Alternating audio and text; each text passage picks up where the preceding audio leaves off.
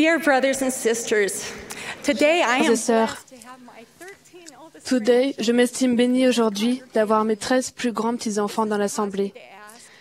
De ce fait, je me suis demandé, qu'est-ce que j'aimerais que mes petits-enfants sachent?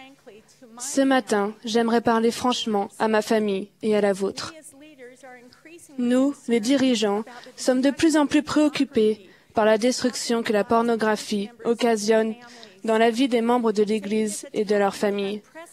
Satan, l'ennemi de toute justice, attaque avec une fureur sans précédent. Une raison de notre venue sur Terre est d'apprendre à contrôler les passions et les sentiments de notre corps mortel. Ces sentiments donnés par Dieu nous donnent l'envie de nous marier et d'avoir des enfants. Les relations intimes dans le mariage entre un homme et une femme qui amènent des enfants dans la condition mortelle sont censées être une belle expérience, empreinte d'amour, qui lie deux cœurs dévoués, unit l'esprit et le corps, et apporte une plénitude de joie et de bonheur quand nous apprenons à faire passer notre conjoint en premier. Spencer W. Kimball a enseigné au sujet des relations dans le mariage. Le conjoint prend la première place dans la vie du mari ou de la femme, et ni aucune personne, ni aucune chose ne doit jamais passer avant le conjoint. Le mariage présuppose une allégeance et une fidélité totale. Il y a de nombreuses années, l'une de nos enfants était visiblement perturbée. Je suis allée dans sa chambre et elle m'a ouvert son cœur, m'expliquant qu'elle était allée chez un ami. Et alors qu'elle ne s'y attendait pas, elle avait vu des images et des actes stupéfiants et troublants à la télévision entre un homme et une femme dénudés. Elle a commencé à sangloter et à dire à quel point elle se sentait mal d'avoir vu cela et qu'elle aurait voulu pouvoir effacer ces images de son esprit. J'étais très reconnaissante qu'elle se confie à moi, me donnant ainsi l'occasion de calmer son cœur innocent et blessé et de l'aider à savoir comment obtenir du soulagement grâce à l'expiation du Sauveur. Je me souviens des sentiments sacrés que j'ai éprouvés lorsque nous nous sommes agenouillés, mère et fille, et que nous avons sollicité l'aide de notre Père céleste. Beaucoup d'enfants, de jeunes et d'adultes sont involontairement exposés à la pornographie. Mais de plus en plus d'hommes et de femmes choisissent d'en regarder et ils sont poussés encore et encore jusqu'à ce que cela devienne une dépendance. Ces personnes désirent peut-être de tout leur corps se sortir de ce piège, mais souvent, elles ne peuvent pas le surmonter seules.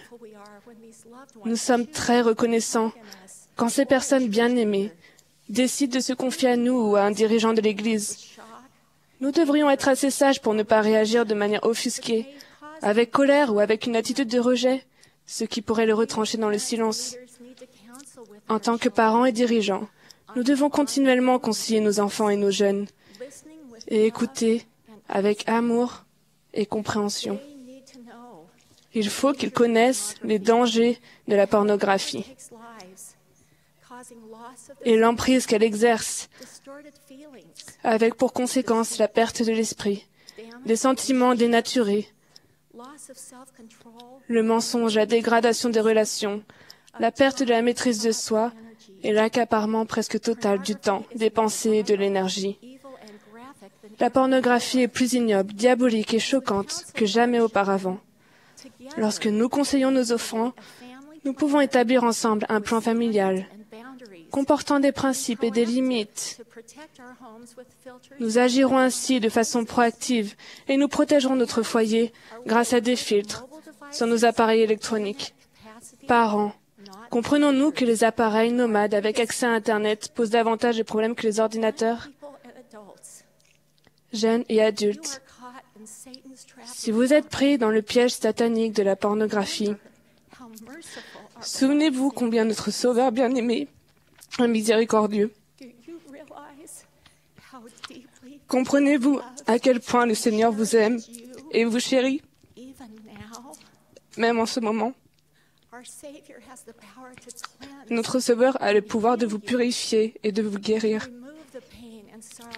Il peut enlever la douleur et le chagrin que vous ressentez et vous rendre votre pureté grâce au pouvoir de son expiation.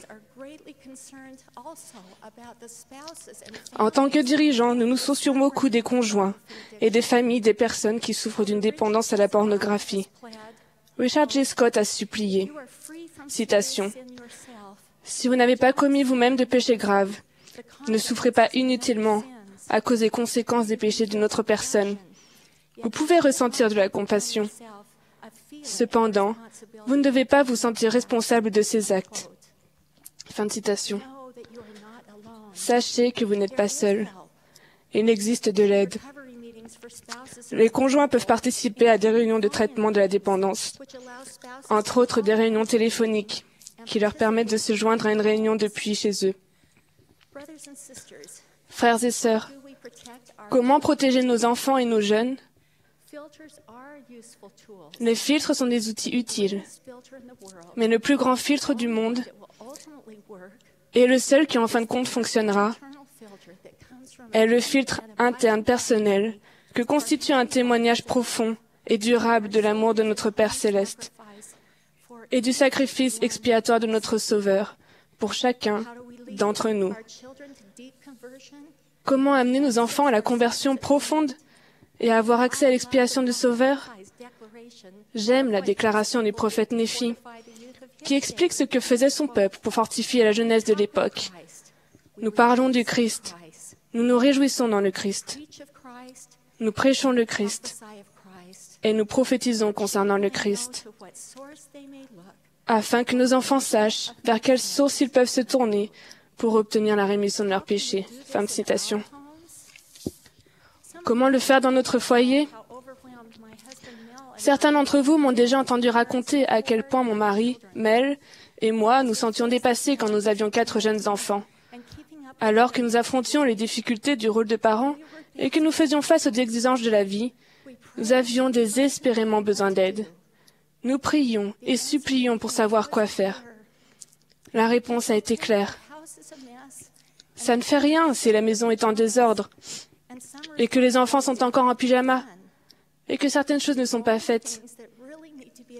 La seule chose que vous devez absolument faire à la maison, c'est la lecture des Écritures et la prière quotidienne et la soirée familiale chaque semaine. Nous essayons de faire ces choses, mais elles n'étaient pas toujours prioritaires. Et dans le chaos général, nous les négligeons parfois. Nous avons modifié nos priorités et nous nous sommes efforcés de ne pas nous préoccuper des choses moins importantes. Notre priorité est devenue de parler, de nous réjouir, de prêcher et de témoigner du Christ en nous efforçant de prier et d'étudier les Écritures quotidiennement et de tenir des soirées familiales hebdomadaires. Une amie m'a fait cette mise en garde. Quand on demande aux sœurs de lire les Écritures et de prier davantage, on les stresse. Elles ont l'impression d'avoir déjà tellement à faire. Frères et sœurs, de par mon expérience, je sais que je dois témoigner des bénédictions liées à l'étude des Écritures et à la prière quotidienne et à la soirée familiale. Ce sont ces habitudes qui diminuent le stress, qui donnent un sens à notre vie et procurent une protection supplémentaire à notre foyer. Alors, si notre famille est en proie à la pornographie ou à d'autres difficultés, nous pouvons supplier le Seigneur et nous attendre à être guidés par l'Esprit, sachant que nous avons fait ce que notre Père céleste nous a demandé de faire. Frères et sœurs, si ces pratiques ne sont pas encore établies dans notre foyer, nous pouvons toutes les instaurer maintenant. Si nos enfants sont plus grands et refusent de se joindre à nous, nous pouvons commencer nous-mêmes. Ainsi, l'influence de l'Esprit commencera à emplir notre maison et notre vie. Et avec le temps, nos enfants pourront réagir. Souvenez-vous que les apôtres vivants ont aussi promis qu'en recherchant nos ancêtres et en préparant des noms de notre famille pour le temple, nous serons protégés maintenant et tout au long de notre vie. Si nous restons dignes de détenir une recommandation à l'usage du temple, quelle promesse! Vous, les jeunes, prenez votre bien-être spirituel en main. S'il le faut, éteignez votre téléphone, chantez un chant de la primaire, Priez pour avoir de l'aide. Pensez à une écriture. Ne regardez pas un film jusqu'à la fin. Pensez au Sauveur. Prenez dignement la Sainte Seine. Étudiez jeunes, soyez forts. Soyez un exemple pour vos amis. Confiez-vous à vos parents. Allez voir votre évêque. Demandez de l'aide. Qu'est-ce que je veux que mes petits-enfants sachent? Je veux qu'ils sachent que le Sauveur vit et qu'il nous aime. Il a payé le prix de nos péchés. Mais nous devons nous agenouiller devant notre Père céleste avec humilité. Confesser nos péchés et le supplier de nous pardonner. Nous devons vouloir que notre cœur et nos désirs soient changés et être suffisamment humbles pour nous efforcer d'obtenir de l'aide et le pardon des personnes que nous avons offensées ou abandonnées. Je sais que Joseph Smith a vu Dieu et notre Sauveur Jésus-Christ. Je témoigne que nous avons actuellement un prophète sur la terre, Président Monson. Je témoigne aussi que vous ne serez jamais égarés si vous suivez les conseils du prophète de Dieu. Je témoigne du pouvoir de nos alliances et des bénédictions du Temple. Je sais également que le livre de Mormon est vrai. Je ne peux pas expliquer le pouvoir de ce merveilleux livre. Je sais seulement que, associé à la prière, le livre de Mormon détient le pouvoir de protéger les familles, de renforcer les liens familiaux et de donner une confiance personnelle devant le Seigneur. Je témoigne de ces choses. Au nom sacré de Jésus-Christ. Amen.